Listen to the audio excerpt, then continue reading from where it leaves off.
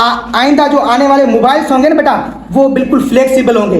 ये भी हम 4 या 5 सेकंडों में बैटरी को चार्ज कर सकते हैं और वो बैटरी बहुत टाइम तक चलती है। आइंदा जो आने वाले मोबाइल होंगे उसको भले आप हथौड़े मारो या गाड़ी उस पर चढ़ जाए या उसको ऐसे फोल्ड करो, लेकिन वो उसको कुछ भी नहीं होगा, क्योंकि नैनो पार्टिकल्स जो हैं वो बहुत ही छोटे होते हैं। Hi dear students, I am Shankar Lal. My qualification is master of philosophy in chemistry. चूँकि मैं केमिस्ट्री का स्कॉलर हूँ, मैंने एमफिल की हुई केमिस्ट्री में, और जो मेरी स्पेशल फील्ड थी केमिस्ट्री में वो थी नैनो टेक्नोलॉजी। मैंने नैनो पार्टिकल्स बनाए थे और उस हवाले से मैं आप लोगों को आज बताऊंगा कि नैनो टेक्नोलॉजी क्या होती है। जैसे कि आपको पता है कि आज का दौर बहुत मॉडर्न और एडवांस है, दुनिया टेक्नोलॉजी की तरफ जा रही है। बहुत सारी ऐसी चीज़ें जो हैं वो ख़त्म होकर अब टेक्नोलॉजी यहाँ पर आ गई है। तो इसी तरह से आज की जो अब आने वाली जो टेक्नोलॉजी है, जो चल रही है, जो मोस्ट ग्रोइंग टेक्नोलॉजी है, वो है नैनो टेक्नोलॉजी। तो सबसे पहले आप लोगों को मैं बताऊं नैनो टेक्नोलॉजी होती क्या है। नैनो टेक्नोलॉजी एक साइंस और रिसर्च की फील्ड है जिसमें नई नई चीज़ें बनाई जाती हैं, लेकिन बहुत ही छोटे लेवल पर। 1 नैनोमीटर से लेकर 100 नैनोमीटर्स तक उन पार्टिकल्स का या उन मटेरियल का साइज होता है। 1 से लेकर 100 तक नैनोमीटर्स तक उनका जो है साइज होता है। ऐसा कह लें कि मीटर का 1 अरबवां हिस्सा जो है वो नैनो पार्टिकल्स या नैनो मटेरियल कहलाता है।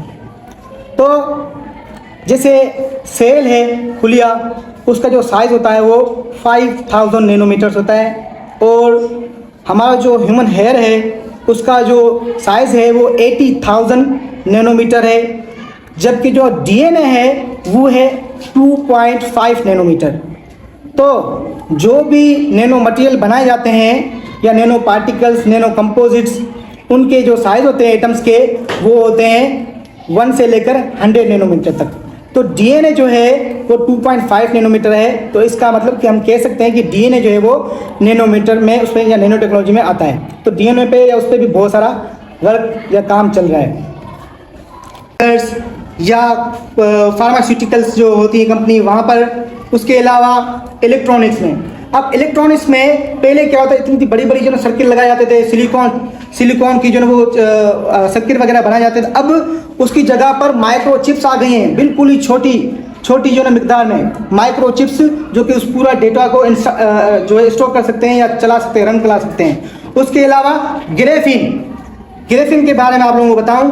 ग्रेफिन क्या है? कार्बन का एक एलोट्रॉप है, जिसे आपने सुना होगा डायमंड, कोल, ये कार्बन की जो ना एलोट्रॉप है। एलोट्रॉप कहते हैं जब कोई एक एलिमेंट या एक चीज़ एक से ज़्यादा शक्लों में पाई जाए तो उसको हम एलोट्रॉप्स कहते हैं। तो ग्रेफिन कार्बन का एक एलोट्रॉप है, उसमें बिल्कुल कार्बन की सिंगल शीट होती है और वो बहुत ज़्यादा स्ट्रेंथ वाली होती है, पावरफुल होती है। उसमें ऐसा समझे कि इतनी पावरफुल है कि आप कोई नोकदार चीज़, पेंसिल, लोहे वाली पेंसिल हो, वो आप उसके ऊपर रखें, उसका साइज़ जो ग्रेफिन का इतना सा साइज़ लें, आप इतना साइज़ लें, नोकदार कोई भी पेंसिल लें लोहे की, या लोहे की कोई चीज़ लें, उसके ऊपर पूरा हाथी का वज़न जो है, एलिफेंट का वज़न उस पर डाल दें, लेकिन वो शीट में घुसेगा नहीं, इतनी ज़्यादा वो स्ट्रांग होती है ग्रेफिन। आइंदा जो आने वाले मोबाइल्स होंगे ना बेटा, वो बिल्कुल फ्लेक्सिबल होंगे, बिल्कुल टच स्क्रीन बना सकते हो आप लोग। ग्रेफिन से टच स्क्रीन बनाई जा रही हैं। और अगर ग्रेफिन हम लिथियम आयन बैटरी में यूज़ करें, लिथियम आयन बैटरीज वो होती हैं जो आपके मोबाइल यूज़ करते हो, हम एंड्रॉयड मोबाइल यूज़ करते हैं, उसमें लिथियम आयन बैटरीज होती हैं। तो अगर उसमें ग्रेफिन ऐड किया जाए तो हम कहीं पे भी, कौन सी भी स्टेशन पे जा रहे हैं, कहीं पे भी हम 4 या 5 सेकंडों में बैटरी को चार्ज कर सकते हैं और वो बैटरी बहुत टाइम तक चलती है।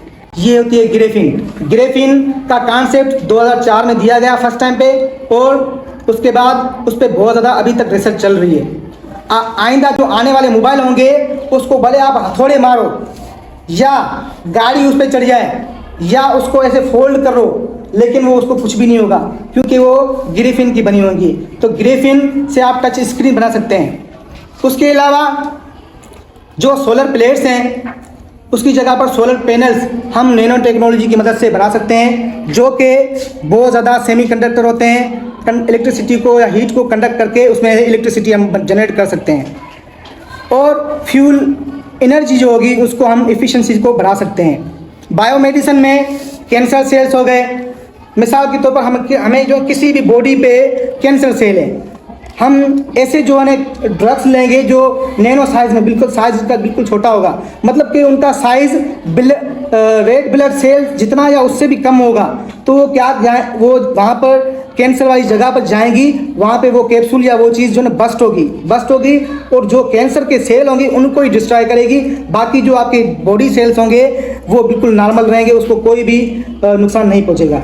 हम क्या कराते हैं, कीमोथेरापी, रेडियोथेरापी कराते हैं जो जिनको कैंसर वगैरह होती है। मिसाल के तो कोई भी बॉडी पे जगह पर जो कैंसर है तो क्या होता है कि कैंसर थेरापी कराते हैं, तो उसमें रेडियोलॉजी रेडिएशन इतनी पावरफुल होती हैं कि वो कैंसर के सेल्स को तो मार देती हैं, लेकिन हमारे जो नॉर्मल बॉडी सेल्स होते हैं उनको वो ज़्यादा नुकसान पहुंचाती है।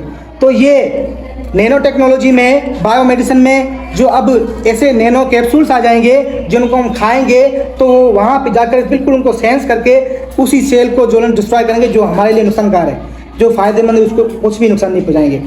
उसके अलावा ऐसे सेंसर आ गए हैं जो आपके फूड में कोई भी टॉक्सिक बॉडीज़ को डिटेक्ट करेंगे। आर्सेनिक हो गया, लेड हो गए, या कोई भी ऐसे जो खतरनाक मेटल्स होते हैं, केमिकल्स होते हैं, उनको डिटेक्ट कर सकते हैं कि इनमें कोई ऐसी चीज़ मौजूद तो नहीं है। उसके अलावा नैनो टेक्नोलॉजी से बनने वाले कपड़े आएंगे, या अभी तो उस पर रिसर्च चल रही है, बल्कि आ भी गए हैं। अभी जो मैंने जो चीज़ें आपको बताई है ना, उस आपके पहने हुए कपड़ों से बिल्कुल वजन में हल्के होंगे, आपको लगेगा ही नहीं कि हमें कपड़े पहने हुए हैं, नहीं, मतलब कि बिल्कुल लाइट, उनका वेट बिल्कुल लाइट होगा। उसमें रिंकल्स नहीं पड़ेंगी, झुर्रियाँ उसमें नहीं पड़ेंगी, इस्त्री करने की ज़रूरत नहीं पड़ेगी आप लोगों को, और वो मैले नहीं होंगे, उसमें धब्बे वगैरह नहीं होंगे। क्यों? ये इसलिए क्योंकि वो एटम्स, उनका एटम का साइज़ जो था बिल्कुल इतना होता है कि वो छोटे साइज़ पे होते हैं। अब उनमें स्पेस बिल्कुल भी नहीं होता।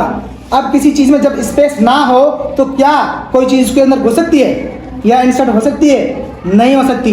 तो इसलिए वहाँ पे ना धब्बे होंगे, ना ही उस कपड़े में झुर्रियाँ पड़ेंगी और ना ही कुछ और। उसके अलावा जब शिप्स जो होती हैं, बड़ी बड़ी शिप्स वगैरह, तो वो क्या करती हैं, एक्सपोर्ट इंपोर्ट होते हैं, उसमें मटेरियल जो है एक कंट्री से दूसरी कंट्री जाते हैं, तो वहाँ पर बहुत बड़े बड़े जो ड्रम्स भरे होते हैं डीजल के, जिस पे वो शिप्स वगैरह चल रही होती हैं, या सुपर पावर जो पेट्रोल वगैरह होता है। तो कभी कभी क्या होता है, किसी हादसाती तौर पर वो पेट्रोल या डीजल जो है वो उसमें समुद्रों में गिर जाता है, तो वहाँ पर जो एक्वेटिक लाइफ है, जो पानी में रहने वाली जो लाइफ है, मछलियाँ या कोई भी एक्सवाइजेड चीज़ें, तो वो उनको नुकसान पहुँचते हैं।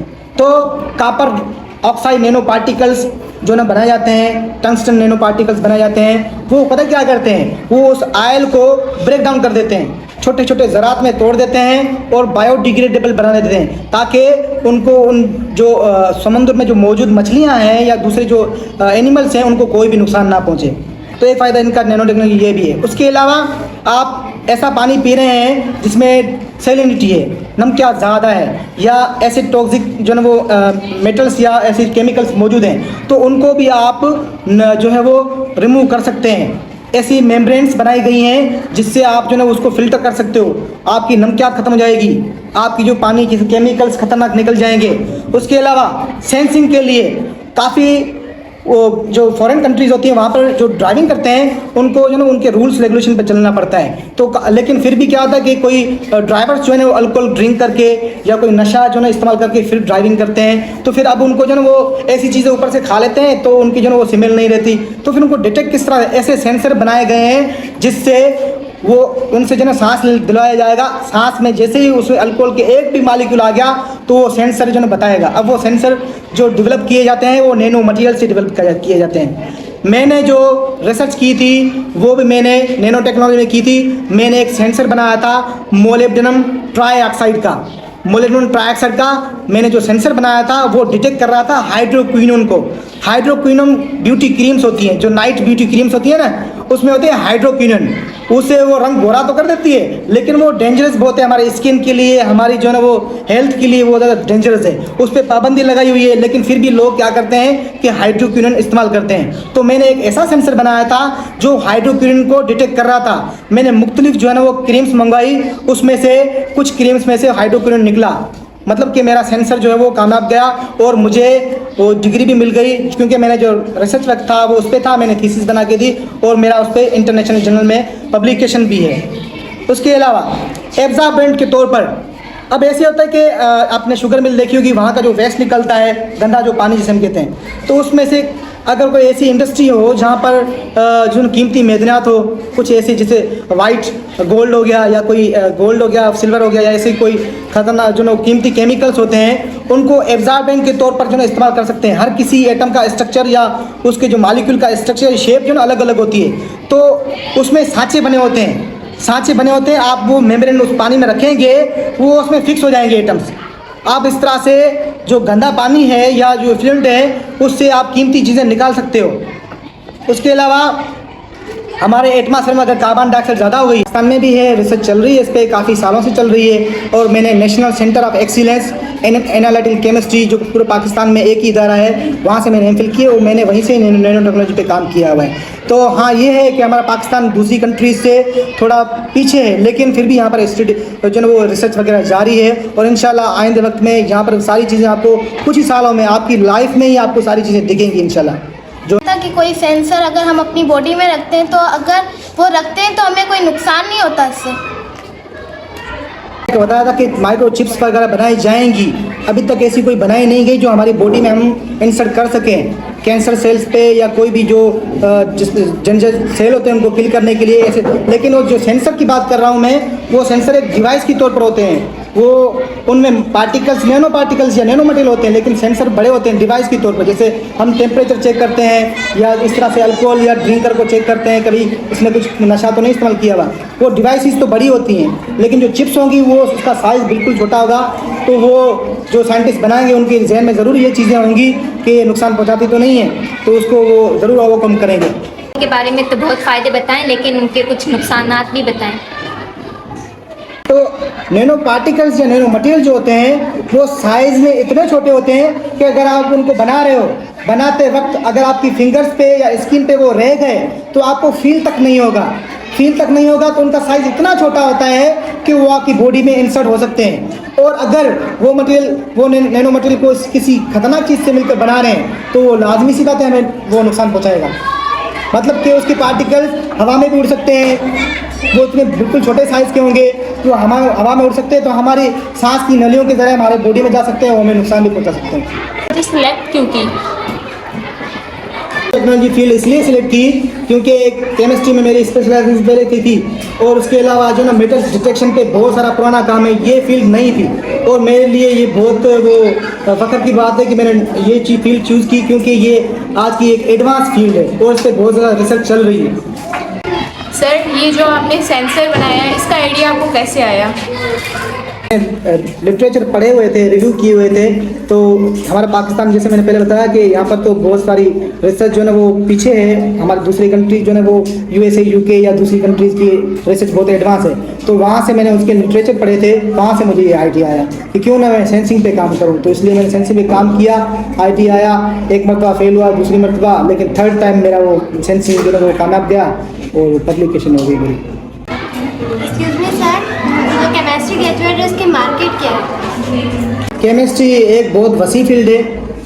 केमिस्ट्री में हम मैटर की स्टडी करते हैं। मैटर हर जगह पे होता है, जैसे कि फर्टिलाइज़र जो हम खाद वगैरह देते हैं फसलों को, वो केमिकल से बनाए जाते हैं, उसमें केमिस्ट्री का रोल होता है। आपकी जो कॉस्मेटिक्स, क्रीम पाउडर जो भी होते बनते हैं, परफ्यूम्स वगैरह इंडस्ट्री, वो भी केमिकल्स वाले केमिस्ट चलाते हैं, मतलब कि वो बनाते हैं। उसके अलावा जो हम मेडिसिन इस्तेमाल करते हैं वो भी केमिस्ट जो है ना वो बनाते हैं, फार्मासिस्ट बनाते हैं। उसके अलावा जो है ना वो जो भी खाने पीने की चीज़ें हो गई, ऑयल्स इंडस्ट्री हो गई, शुगर इंडस्ट्री हो गई, अल्कोहल इंडस्ट्री हो गई, परफ्यूम इंडस्ट्री हो गई, सारी जो है ना वो मार्केटिंग है केमिस्ट्री की।